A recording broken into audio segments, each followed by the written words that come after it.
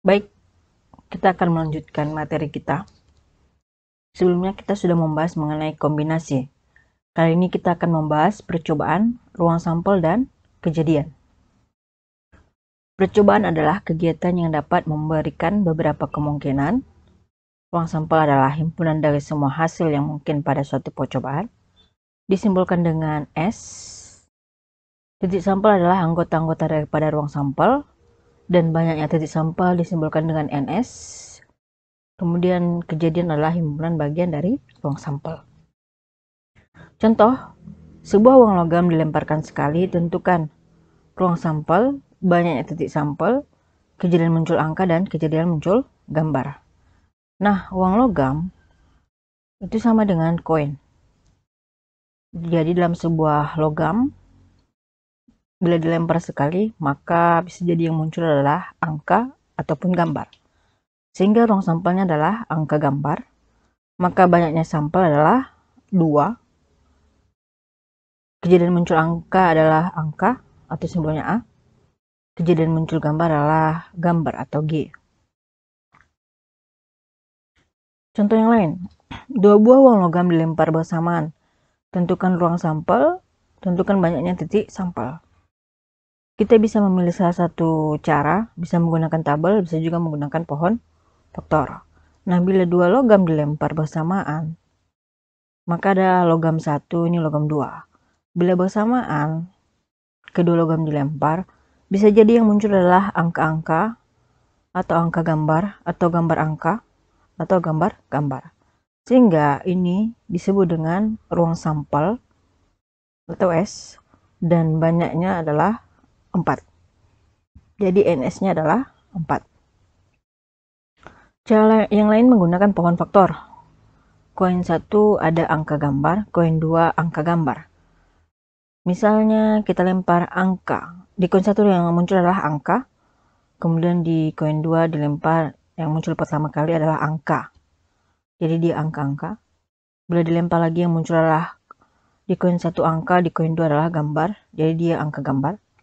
Kemudian bila dilempar lagi yang muncul adalah gambar, di koin 2 adalah angka, maka GA. Dilempar lagi, maka yang muncul adalah gambar di koin 1, di koin 2 adalah gambar, sehingga dia GG. Maka yang ini disebut dengan ruang sampel atau S, dan banyaknya ini dalam disebut dengan NS. Jumlahnya adalah 4. Contoh yang lain, 3 buah uang logam dilempar bersamaan. Tentukan ruang sampel, tentukan banyaknya titik sampel. Nah, sama seperti yang sebelumnya, ini bila tadi atas 2 logam, maka kita tambah yang 1 logam lagi. Ini yang 2 logam tadi.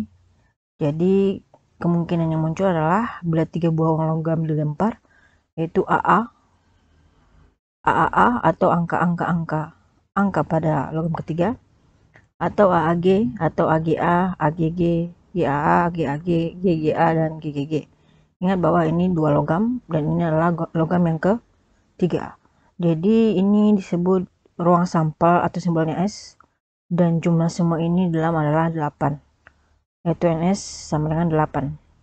Catatan, bila menghitung banyaknya sampel pada uang logam, maka kita bisa menggunakan rumus himpunan bagian tanpa mengurutkan bilangan-bilangannya, atau tanpa mengurutkan uang logam tersebut. Contohnya, 1 koin itu sama dengan banyaknya titik sampel adalah 2, karena berasal dari rumus bagian 2 pangkat 1.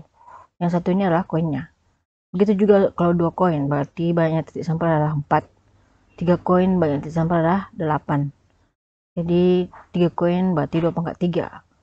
Ingat bahwa rumus himpunan bagian adalah 2 pangkat N. Jadi kalau 4 koin, maka banyaknya sampel adalah 16, berasal dari 2 pangkat 4. Contoh yang lain, sebuah dadu dilemparkan sekali. Tentukan ruang sampel, banyak titik sampel, kejadian muncul mata dadu 3, kejadian muncul mata dadu genap.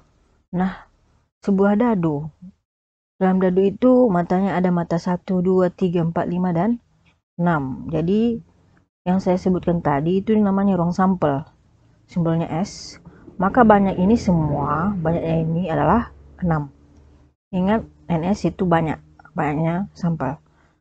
Kejadian muncul mata dadu 3. Mata dadu 3 pada sebuah dadu adalah mata dadu 3 itu sendiri.